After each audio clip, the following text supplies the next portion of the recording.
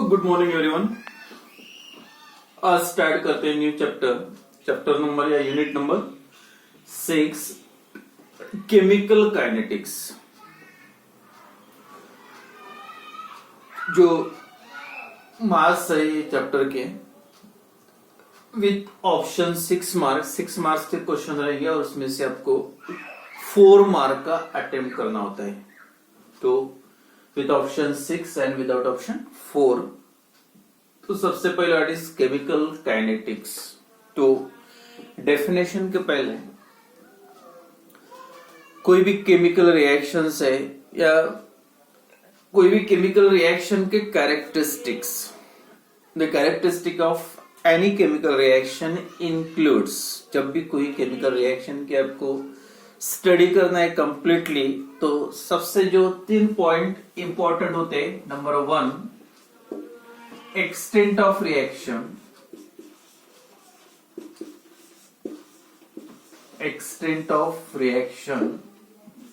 Number 2, वैसे introduction part जो है वो डिलीट किया है लेकिन डेफिनेशन जरूर है।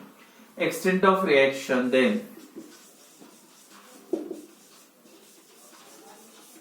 फिजिबिलिटी ऑफ रिएक्शन, यानी कंप्लीट रिएक्शन की स्टडी करना, तो ये 3 पॉइंट्स आपको स्टडी करना पड़ेगा। फिजिबिलिटी ऑफ रिएक्शन, और जो थर्ड पार्ट आता है रेट ऑफ रिएक्शन, रिएक्शन का रेट, रिएक्शन की स्पीड, यानी 3 रिएक्शन, ये 3 पॉइंट्स अगर स्टडी करोगे कंप्लीटली तो आप पूरे रिएक्शन की कंप्लीट स्टडी कर सकते। मतलब मेन जो कैरेक्टरिस्टिक होते हैं रिएक्शन के, that includes this 3 points. In that first, extent of reaction, जो ऑलरेडी वैसे अपने क्लासेस में तो नहीं हुई लेकिन कॉलेज के जो क्लास में जो चैप्टर अभी प्रॉब्लम चल रहे, केमिकल इक्विलिब्रियम, आयोनिक इक्विलिब्रियम, तो वो चैप्टर में आपने पढ़ा एक्सटेंट ऑफ रिएक्शन का मतलब क्या होता है। Extent of reaction with reactants converted into products. तो 2 टाइप की रिएक्शन मैंने बताया था, 11th में भी हुआ था। With reactants converted into products, कुछ रिएक्शन ऐसे होते हैं, all the reactants get converted into product, that reactions are complete reaction, मतलब irreversible reaction, but maximum reaction जो होते हैं इरिवर्सिबल रिवर्सिबल होते हैं। Reactant converted into products and again product can be converted into reactants, means this reaction never goes to completion, पूरे reaction complete नहीं होते। Reaction mixture always contain concentration of products as well as reactant, but जब भी कोई chemical का main जो M होता है to yield the concentration of product, कोई भी रिएक्शन में प्रोडक्ट का yield, प्रोडक्ट का concentration बढ़ना चाहिए। तो मतलब ये रिएक्शन का एक्सटेंट कितना है, जैसे 10 मॉलिक्यूल रिएक्टेंट के लिए अगर 5 मॉलिक्यूल्स प्रोडक्ट बनते तो उससे ज्यादा अच्छा रहेगा 5 की जगह 6 प्रोडक्ट बने। तो ये अगर कंसंट्रेशन बढ़ाना है प्रोडक्ट का, तो अलग अलग मेथड्स है जो लिंकेटेरियल प्रिंसिपल वगैरह पढ़ा है केमिकल इक्विलिब्रियम में। तो रिएक्शन का अगर 10 में से 5 मॉलिक्यूल्स प्रोडक्ट में कन्वर्ट होते हैं तो रिएक्शन का एक्सटेंट कितना होगा, 50%, मतलब आधे मॉलिक्यूल प्रोडक्ट साइड में जा रहे, 10 में से 5 जा रहे। या 6 मॉलिक्यूल होते तो आप बोलेंगे 60% एक्सटेंट ज्यादा हो गए, या 4 मॉलिक्यूल फॉर्म होते तो 40% हो गया एक्सटेंट। तो ये जो एक्सटेंट है रिएक्शन का परसेंटेज में, ये जो स्टडी की जाती है कौन से चैप्टर में, दैट इज आयोनिक इक्विलिब्रियम और chemical equilibrium, that gives the this, मतलब ये स्टडी करना है तो ऑलरेडी आपको चैप्टर 11th में केमिकल इक्विलिब्रियम हो गया है, 12th में आयोनिक इक्विलिब्रियम है। तो ये पहला पार्ट है, जब भी रिएक्शन की स्टडी करोगे तो रिएक्शन का एक्सटेंट कितना है ये पता होना चाहिए, मतलब कितने रिएक्टेंट का कन्वर्शन कितने प्रोडक्ट में हो रहा। Then second point, feasibility of reaction. Feasibility मतलब रिएक्शन फिजिबल है या नहीं under given set of condition, यानी रिएक्शन हो सकता है या नहीं, कंडीशन क्या है। जैसे अगर आपको बोला वाटर दिया है बीकर में, उसको इवेपोरेट करना है, तो आपको पता होना चाहिए कौन सा टेम्परेचर, कितना टेम्परेचर वाटर का आप बढ़ाओगे, कितना हीटिंग करोगे तो वाटर का इवेपोरेशन होगा। मतलब जो भी कंडीशन है, अगर आपको बोला 60 डिग्री सेल्सियस है तो वाटर का इवेपोरेशन होगा, तो आप बता सकते हैं वाटर का इवेपोरेशन हो सकता है 60 डिग्री पे या 80 डिग्री, जो भी जितना टेम्परेचर बढ़ाओगे उतना इवेपोरेशन का, मतलब आपको कंडीशन पता है तो कंडीशन अप्लाई करके रिएक्शन फिजिबल कर सकते, प्रोसेस फिजिबल कर सकते। तो particular reaction either that takes place or not under the given set of condition. जो भी कंडीशंस गिवन है वो कंडीशन में रिएक्शन होगा या नहीं होगा। अगर टेम्परेचर बढ़ा रहा है, अगर कोई रिएक्शन एंडोथर्मिक होता है तो आप टेम्परेचर बढ़ा के उसका मतलब रिएक्शन फॉरवर्ड डायरेक्शन में शिफ्ट कर सकते हैं, या एक्सोथर्मिक है तो टेम्परेचर कम करके हो सकता है। ये सब कंडीशन जो मैंने जो भी कंडीशंस गिवन है अवेलेबल है वो कंडीशन में रिएक्शन होगा या नहीं होगा, तो उसका जो आंसर मतलब किसमें मिलेगा आपको, that is called as feasibility of reaction. That reaction is either feasible or not under the given set of condition. और इसका आंसर जो है आपको मिलेगा थर्मोडायनेमिक्स में। ये भी चैप्टर हो गया है थर्मोडायनेमिक्स, मतलब जो एक्सोथर्मिक एंडोथर्मिक या अलग अलग पॉइंट्स उसमें थे, एंथैल्पी क्या रहेगी, एनर्जी क्या रहेगी। तो ये हो गया feasibility of reaction, that is in thermodynamics. Extent of reaction, chemical and ionic equilibrium, and last जो पार्ट है rate of reaction, speed of reaction. तो रिएक्शन की स्पीड क्या है, अब ये होगा कितना प्रोडक्ट फॉर्म हो सकता है, यानी पर्टिकुलर कंडीशन में रिएक्शन होगा या नहीं होगा। और तीसरा इंपॉर्टेंट पॉइंट होता है स्पीड ऑफ रिएक्शन, यानी रिएक्टेंट का कन्वर्शन प्रोडक्ट में होने के लिए कितना टाइम लगेगा। कोई रिएक्शन बहुत स्लो होते, कुछ रिएक्शन बहुत फास्ट होते। जैसे स्लो रिएक्शन का अगर एग्जांपल देखना है तो रस्टिंग ऑफ आयरन, आयरन पे जब रस्ट फॉर्म होता है तो इसको यानी 8 या 10 दिन लगेंगे, 15 दिन लगते हैं। इतना स्लो रिएक्शन, केमिकल रिएक्शन है that, but that reaction is very very slow reaction. यानी कितना अमाउंट, इतना आयरन रिएक्ट होने के लिए, रस बनाने के लिए कितना टाइम लगा, कितने टाइम में कितना प्रोडक्ट बन रहा। तो that reactions are very slow reaction. Certain reactions are very very fast reaction. जैसे एसिड और बेस दोनों को मिक्स करोगे तो directly salt and water form होता है, जो आप चेक कर सकते हैं लिटमस पेपर से। पहले दोनों का अलग अलग टेस्ट करो, एसिड रहेगा दूसरा बेस रहेगा, और फिर से दोनों को मिक्स कर दो और जड़ से देखोगे तो आपको पता भी नहीं चलेगा, इतना फास्ट रिएक्शन होता है। तो कुछ रिएक्शन स्लो होते हैं, कुछ रिएक्शन फास्ट होते हैं। तो जो भी रिएक्शन है, either that reactions are slow और फास्ट, कितने टाइम में कितने रिएक्टेंट का कन्वर्शन प्रोडक्ट में हुआ, यानी कितना प्रोडक्ट बना कितने टाइम में, या कितना रिएक्टेंट लॉस हुआ कितने टाइम में। तो that is the speed of reaction. Reaction slow है, फास्ट है, ये जो आपको स्टडी करना है मेनली उनसे चैप्टर में, दैट इज केमिकल काइनेटिक्स। तो मेनली दिस चैप्टर, मतलब ये chapter with the branch of chemical kinetics की अगर डेफिनेशन लिखना है तो क्या लिखोगे, chemical kinetics is the branch of chemistry. ये केमिस्ट्री की ब्रांच है, उसमें क्या स्टडी किया जाता है, तो that is mainly the rates of reaction या स्पीड ऑफ रिएक्शन। रिएक्शन की स्पीड क्या है, कितने टाइम में, स्पीड का मतलब वही है इतना प्रोडक्ट बनने के लिए कितना टाइम लगा, या पर यूनिट टाइम 1 मिनट में या 1 सेकंड में या 1 आवर में कितने रिएक्टेंट का कन्वर्शन कितने प्रोडक्ट में हो रहा। तो that is called the rate of reaction, that is change in the concentration of either reactant or product per unit time. A change in the concentration of reactant or product divided by time, total time interval over which this change takes place, that is the rate of reaction or speed of reaction। ये जो आपको ये chapter में पढ़ना है chemical kinetics. तो सबसे पहले डेफिनेशन जो बताए, क्या डेफिनेशन है, chemical kinetics is the branch of chemistry that deals with the, क्या क्या पॉइंट्स है, that deals with rate of reaction, reaction का रेट मतलब रिएक्शन की speed, that deals with the study of rate of reaction. Second,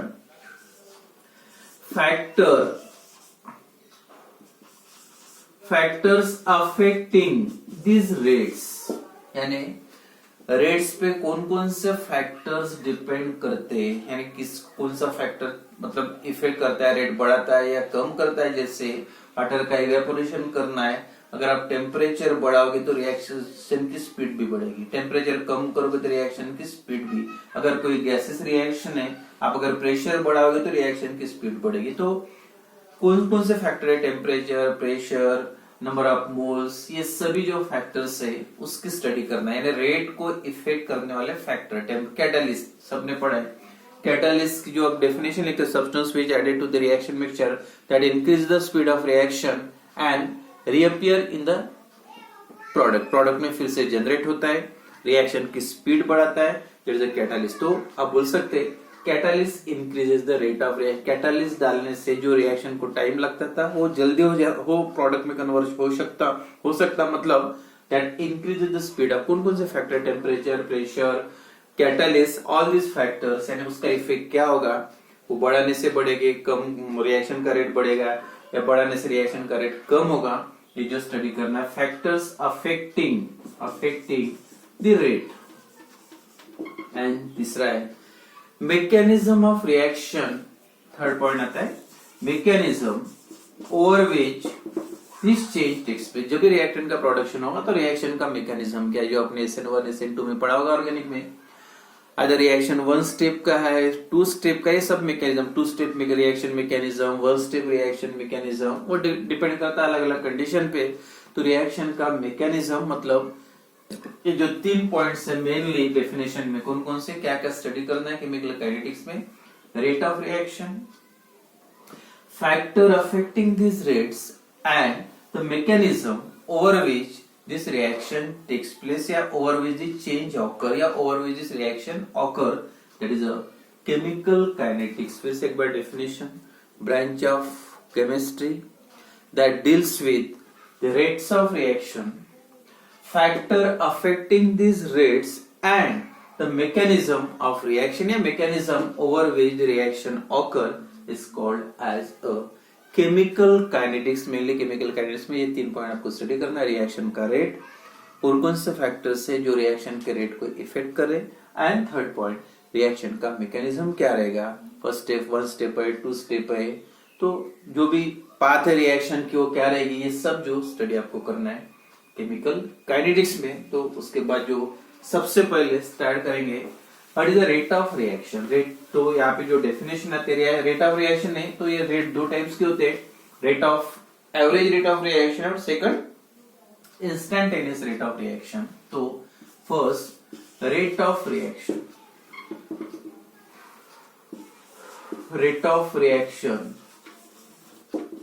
reaction का rate यानी speed of reaction, reaction की speed क्या रहेगी। सीधा सीधा है, अगर रिएक्शन स्टार्ट कर दिया, अगर ग्राफ निकला अपने concentration of reactant, suppose A gives product, A reactant है उसका कन्वर्शन प्रोडक्ट में हो रहा, ए का कॉन्सेंट्रेशन अपने निकला versus time.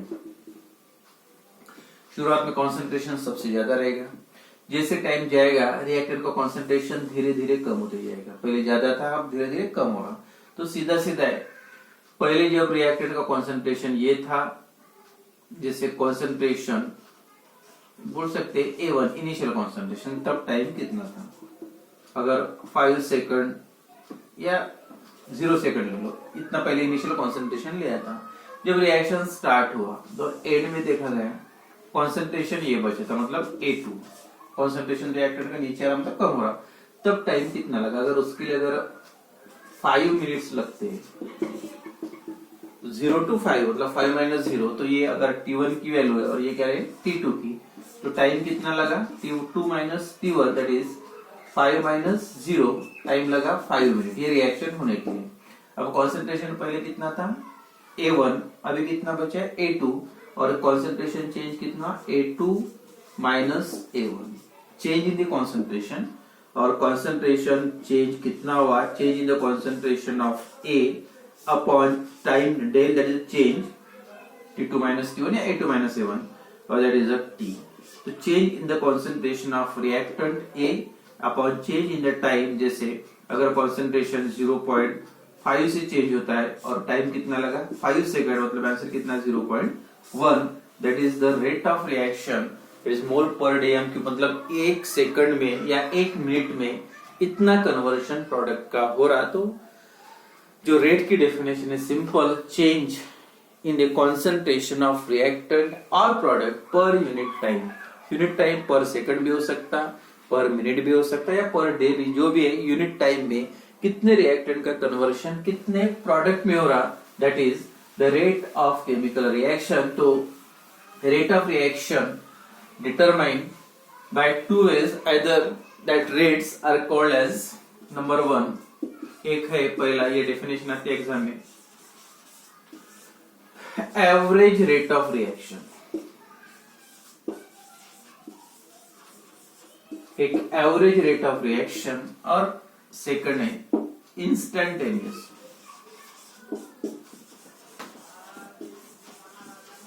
Instantaneous rate of reaction, average rate, instantaneous rate.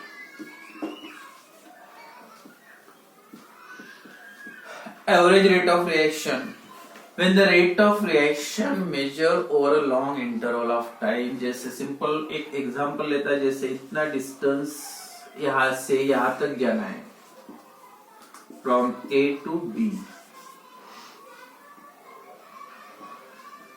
अगर टोटल डिस्टेंस कवर करने के लिए 3, जैसे और डिस्टेंस कितना है, फॉर एग्जांपल 90 किलोमीटर 90 मीटर है टोटल डिस्टेंस। अब ये A to B जाने के लिए टाइम सपोज लगता है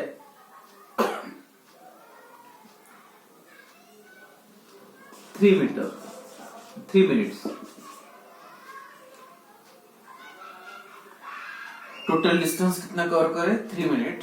टाइम कितना लग रहा, मतलब 3 मीटर 90 मीटर, टाइम कितना लग रहा 3। टोटल डिस्टेंस कितना कवर 90, उसके लिए टाइम कितना लगा 3। मतलब आपने क्या निकाला, 1 मिनट में कितना डिस्टेंस कवर हुआ, कितना आ गया 30। तो 30 मीटर पर सेकंड नहीं पर मिनट है, 3 मिनट है, सेकंड होगा तो सेकंड। तो दैट इज, तो initial to final complete process होने के लिए टाइम कितना लगा, मतलब कितना प्रोसेस कितनी चेंज, जैसे डिस्टेंस है इतना कवर हुआ टोटल, और उसके लिए टाइम कितना लगा, सीधा टाइम को डिवाइड किया आपने डिस्टेंस। अब यहाँ पे सेम इतना कंसंट्रेशन चेंज हुआ, पहले इतना था अब इतना है, दोनों का डिफरेंस निकालोगे, टाइम कितना लगा वो डिवाइड करोगे, तो सीधा सीधा जो वैल्यू मिलेगा that is a average, meaning short में। अब इंस्टेंटेनियस का मतलब क्या होता है देखो, अब पूरा वेट करने की जरूरत नहीं, बस पहले आप क्या करोगे, पूरा ये डिस्टेंस यहाँ तक जाने, जब जैसे यहाँ तक गए अपने कितना डिस्टेंस हो गया, फॉर एग्जाम्पल 30। अब इसका आंसर कितना आया था, 30 मीटर पर सेकंड। एक सेकंड में, नहीं 1 मिनट पर सेकंड नहीं, पर मिनट, तो 1 मिनट में कितना होगा 30 मीटर। अब पूरा यहां तक जाने की जरूरत नहीं, या पहले आप ये भी कर सकते, 30, अब यहां तक 1 मिनट तक डिस्टेंस किया, 1 मिनट में कितना हो गया 30, तो सीधा सीधा कितना डिस्टेंस हुआ 30, उसके लिए कितना मन लगा 1, मतलब ये क्या है 30/1, ये भी कितना होगा 30/1 ही आएगा, तो आंसर उतना ही है। यानी पूरा निकालने की जरूरत नहीं, इतने टाइम इतना डिस्टेंस कवर आप इतना जाना है, तो उसके लिए इतना टाइम लग सकता है, डायरेक्ट कैलकुलेशन ये भी कर सकते हैं। तो इसको आप बोलेंगे इंस्टेंटेनियस रेट, मतलब this distance is calculated for a short interval of time, और पूरा लॉन्ग इंटरवल के लिए निकालोगे that is called as the average rate of reaction, when rate of reaction is determined over a long interval of time, when rate of reaction is determined over a short interval of time, और short interval के निकालोगे तो उसको बोलते हैं instantaneous rate of reaction, when the rate of reaction is measured over a long interval of time, that is called as the average rate of reaction। तो सीधा सीधा average rate of reaction definition भी लिखोगे तो change, जो normal rate की definition है वही लिखना है, change in the concentration of average rate is equal to change in concentration of reactant or product। reactant और product concentration दोनों का चेंज हो सकता है, बस इतना डिफरेंस है, प्रोडक्ट का होगा तो कम होगा, हाँ बढ़ेगा, और रिएक्टेंट का होगा तो कम होगा, upon change in the time.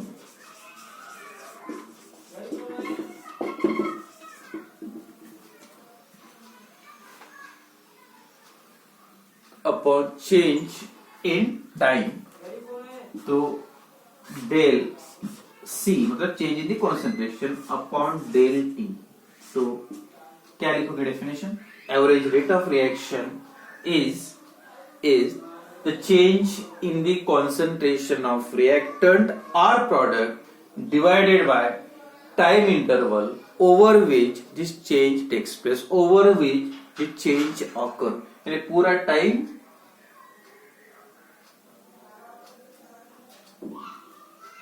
पूरा time interval change in the concentration of reactant or product divided by total time interval change in time is also called as the average rate of reaction. तो हम ये भी definition लिख सकते, change in the concentration of reactant or product upon change in time. तो या change in the concentration of reactant or product per unit time is called as average rate of reaction. तो direct जो formula है ये आप लिख के आप बता सकते हैं रिएक्शन की definition, change in the concentration of reactant or product divided by time interval over which the change takes place is called as average rate of reaction. या अगर एग्जांपल लिख के लिखोगे जैसे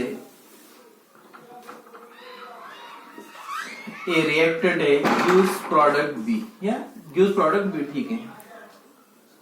देन क्या होगा यहाँ पे, जैसे जैसे रिएक्शन टाइम जाएगा concentration of A decreases and that of B increases. B product है और ए रिएक्टेंट है,